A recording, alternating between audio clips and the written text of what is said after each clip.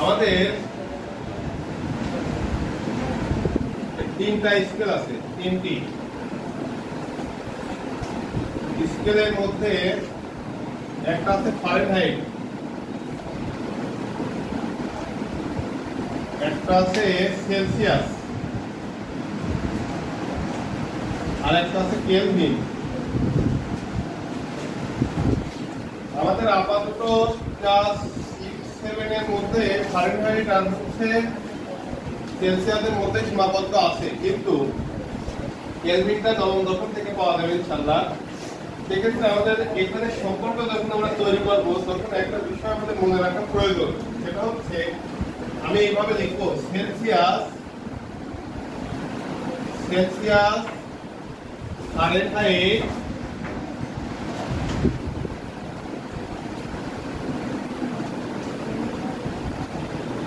ও kelvin স্কেলের মধ্যে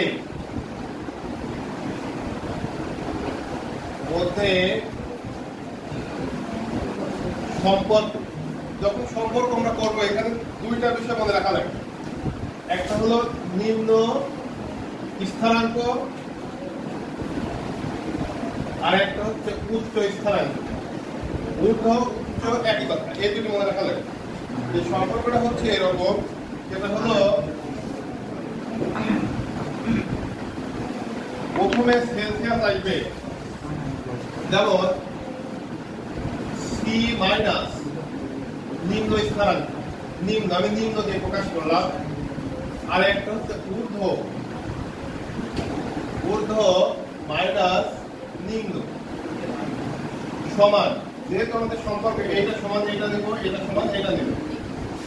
এবার ফারেনহাইট মাইনাস নিম্ন, এবার ঊর্ধ্ব মাইনাস নিম্ন, এবার কেলভিন মাইনাস নিম্ন, এবার ঊর্ধ্ব মাইনাস নিম্ন। কথাটি এইরকম, এগুলো সবই স্থানাঙ্ক, এগুলো প্রত্যেকটা একটা স্থিরাঙ্ক,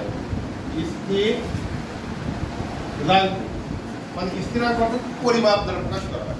পরিমাপটা কি আমরা সেখানে তাকাই, সেলসিয়াসের সি এর কোনো পরিবর্তন হবে না, এদের কোনো পরিবর্তন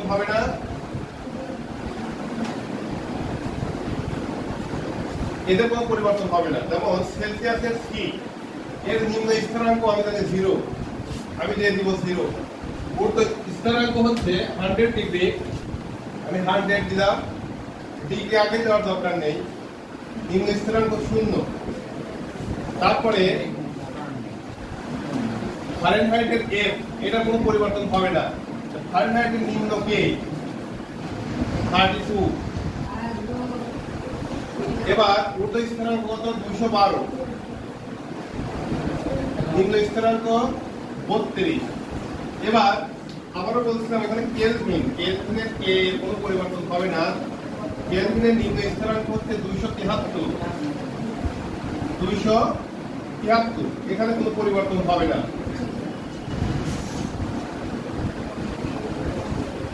এবার 373 মাইনাস 273। এবার একটু লক্ষ্য করি, এবার আমাদের 0 থেকে যা বাদ দিব, মানে যা থেকে 0 বাদ দিব সেখানে থাকবে বা সি 100 এফ মাইনাস 32 ডিগ্রি দেওয়া যেতে পারে। তারপর হচ্ছে এটা হচ্ছে 180 হবে, 180 ডিগ্রি কে মাইনাস 273, এটা হবে হচ্ছে 100। এখন আমাদের এমন কোনো কিছু সংখ্যা দিয়ে ভাগ করা যেতে পারে সবাই নিশ্চিত বিভাজ্য হবে। যেমন প্রত্যেকের মধ্যে 100 দ্বারা কত বিভাজ্য হতে পারে।